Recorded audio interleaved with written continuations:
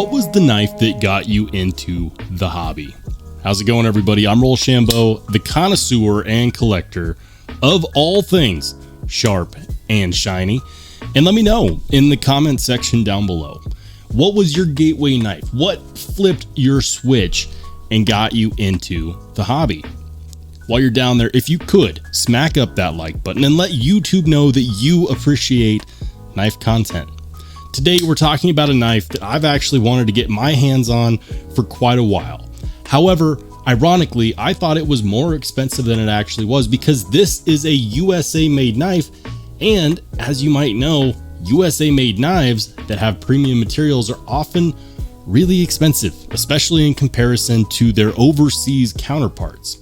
So shout out to Eugene Krabs, supporter, viewer, audience member, who reached out to me and said, hey, would you like to check it out? And of course we said yes, because I've wanted to check one of these out for quite a long time. And now it's finally here and we get to give our 2 cents. No, our 10 cents of opinion. I'm Rollshambo and this is the TRM Atom.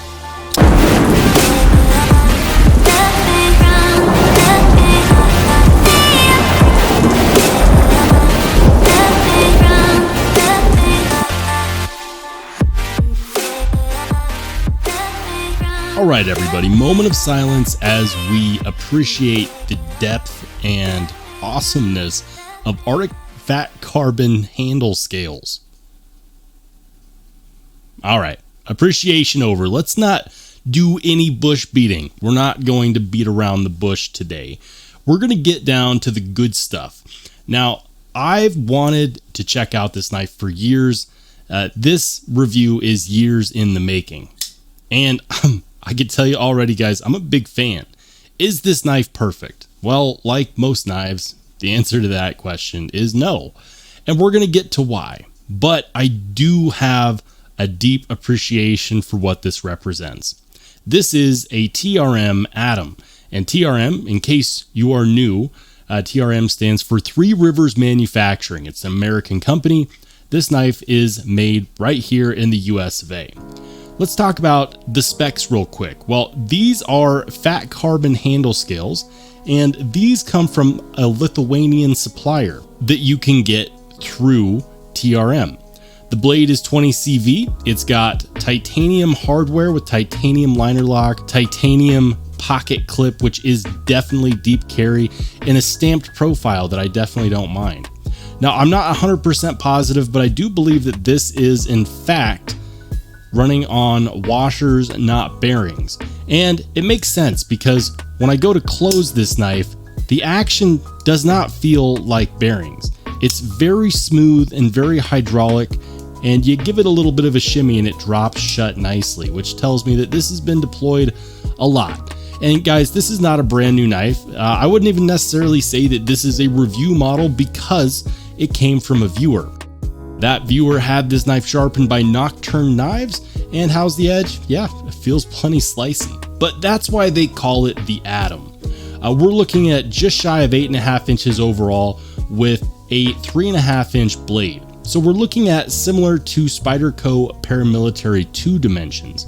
And getting back to why they call it the Atom, this knife is extremely thin when it comes to the blade stock. I imagine that the idea is that it's so slicey that you could in fact split atoms, but I'm not going to split hairs on that fact. Just take my word for it. It's pretty dang thin. How much does it weigh? Well, it depends. This specific model with these fat carbon scales is going to be a little bit different than what you would get if you were to just buy one with the G10 or with the micarta. The secondary scale options do change up the weight a bit, but let's go ahead and find out what this weighs. We're going to bring in my ugly kitchen scale. I call her Jenny Craig, the scale of truth. Now, the stock model without the fat carbon scales weighs 3 ounces. With the fat carbon scales, you can see that it weighs 3¼ ounces. So overall, not bad. For those of you who care about that whole ounce and inch type of deal, you're going to be very happy with this. This is going to be very carry friendly. It is not heavy in the slightest. It's not going to pull down your basketball shorts if you decide that you want to carry this with you. but I am getting a distinct feeling that this was meant to be a user. Now, I'm still not 100% sure if this is on washers or bearings, but based on how thin that space is there and the action, I'm gonna say that this is washers. I might correct myself on screen, so if you see the text pop up, you know if I got it right or not.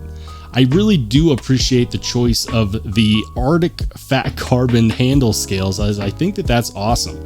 Typically, when you see videos on this knife, what you're looking at is a titanium liner lock. How good is the liner lock? Now, I know that some people actually prefer it on a knife like this because obviously a knife with a blade stock this thin is not going to be used for hard use. You know, this is going to be your package destroyer, your letter opener, you know, your office carry, the type of knife that you use for light to medium weight cutting tasks. It's not going to be the knife that you go and baton with because, again, it's a liner lock. And if you get caught batoning with a liner lock, then in my opinion, you get what you deserve. Have you ever batoned with a liner lock? Let me know in the comment section down below. Now, because that blade stock is so thin, the lockup on here is really freaking good. There is no blade play whatsoever. It's pretty damn good. And when you look at the lockup itself, we're looking at almost, I would say that's like 65-70% engagement, but that's because the blade stock looks to be about as thin as the titanium liner that it's connecting to. So you know what, it's not over travel, it's not traveling too far, that travel is perfect and it fits really well in the hands. Now, I did mention that this knife is not what I would consider to be perfect, so I'm going to spend a little bit of time going over what I'm not a huge fan of. First and foremost, this is definitely a user knife or a knife that's meant to be used, but yet there is no jimping. Is that the end of the world? No. And I know that it really comes down to opinion as to whether or not jimping is even useful, but anytime you can offer me more purchase on a knife, I'm going to actually take it. I don't think that it's a bad thing to have better purchase and better grip on a tool that has a sharp edge because you can never have too much control with these things. The knife is very well balanced, and you're actually going to see that balance point be right there, right about where you'd put your index finger, right here in this very ever so slight finger cutout. Can you choke up? Yeah, to a point. You can choke up right behind the edge for some fine control level cutting. If you want to do some draw cuts or pull cuts, you can do that. This is your standard drop point blade, and so it's going to be good for all your utilitarian everyday tasks. The drop point blade, you know, it's one of the most used blade shapes out there for a reason, and it's because it gets the job done. I could definitely see myself taking something like this hunting or fishing, or destroying my wife's latest batch of Amazon packages. What would you use a TRM atom for? Let me know what your best use case scenario would be down in the comments section below. Let's talk about another thing that I'm not a huge fan of here, and that is the screws on this pocket clip. This knife is beautifully designed and well made, and yet they chose to use dome screws. Now, I don't think that this is going to be an issue for most people, but for those of you who wear thick fabric material pants and jackets like Carhartt, yeah, it still might have the opportunity to snag there. And there really is no reason not to use flathead screws, but I digress. This model is not brand new. It has been out, and people love this knife. I don't think I've ever seen a bad review on this knife, and you know what? For me, I have to really nitpick to come up with issues. And finally, the third thing that I'm not a huge fan of on here is the placement of these body screws. I actually kind of wish that these body screws were placed up and around the corner. It just interrupts the design language of the handle scales. And when you put something like fat carbon on there, you're going to notice it more than you would with, say, the G10 or the micarta version, or even the titanium version, which is what you typically see videos on. And that's because the titanium version is also going to be silver and it's going to match, you know, the hardware. And so you're not going to really see any issues from that. We do have T8 on the pivot and T6 on these body screws. And that's, you know what, I'm not even going to complain about T6 body screws because unfortunately here in 2023, T6 body screws are still a thing. This knife is such a good knife because it's not designed to be this fidgety monster that you just, you know, you spend all day fidgeting with. It's meant to be a workhorse, something that's well made right here at home in your backyard in the United States, and it accomplishes that.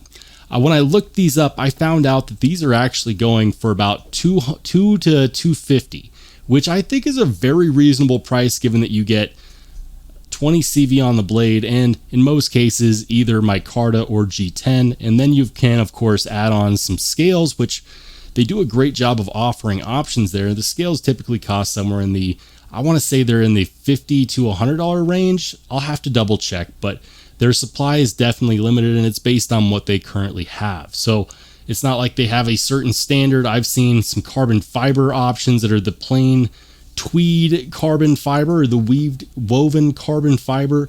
I've looked and I could not actually find the fat carbon fiber anywhere on their website except for the mention that the fat carbon was sourced from Lithuania. That is a little bit of a bummer, I know, but I do kind of wish that the fat carbon was sourced locally. I don't even know if that's possible given that fat carbon is technically a company. So maybe I'm just off my rocker there. I don't really mind it. Not everything has to 100% be made right here in the United States for me to appreciate it. Obviously, I've done lots of videos on knives that were made overseas or have parts sourced from overseas.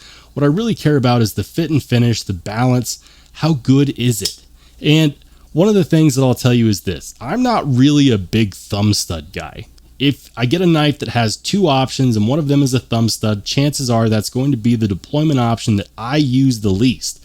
I just don't like thumb studs. I actually prefer thumb holes. And the reason for that is because when I go to sharpen it, I don't want to have to contend with this thumb stud when I'm taking my sharpener over that edge. In this case, because the thumb studs are so far back, that's not really an issue. I can definitely see myself, if this were my knife, being able to sharpen all the way back here without having to worry about those thumb studs that much. While we're on that topic, you'll notice that these thumb studs have these tiny little O-rings on them. And do I like it? I'll be honest, I'm kind of undecided. It provides a weird feeling. I think that the rings are there to make it more comfortable to deploy, but in all honesty, it just looks a little weird to have them there. I don't know. I think I would have preferred if they had gone with an all-metal design on those thumb studs. Now, with that being said, they are making knives that do have a deployment hole. Right now, I believe you can actually pick up a Holy Nerd on TRM's website. And when I saw that that was available, I very nearly clicked it, add to cart. Okay, what do we do when we're sad? Add to cart. There you go. This is a cool knife, guys, and I actually really like it.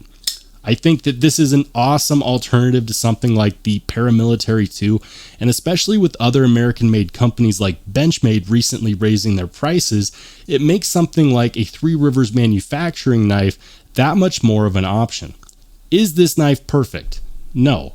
It definitely has things that I can nitpick. But at the end of the day, is it something that could make its way into my pocket? You betcha. I really appreciate this for what it is. It's a great, lightweight user knife that is not necessarily going to break the bank in terms of what other American-made knives with premium materials cost.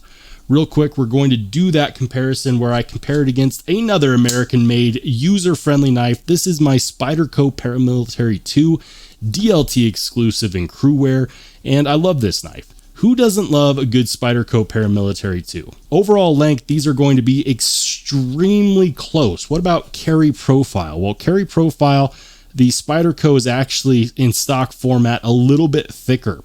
As far as the blade profile, the blade profile is actually pretty close. Spyderco is a tiny bit taller, but that's because it has the Spidey hole right there.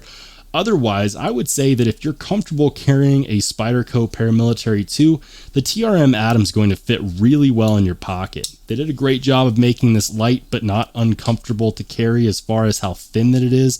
Typically, I'm not a fan of super thin knives, but the ergos on here are pretty good. The action running on these washers is pretty good, and for being a thumb stud only deployment, it's not leaving me hanging when I want to deploy it. Ultimately, I think that this is an amazing option, and for those of you who have not considered a TRM knife before, maybe it's time that you do. And if you want to see another awesome video on an American-made knife, go ahead and click that button right there.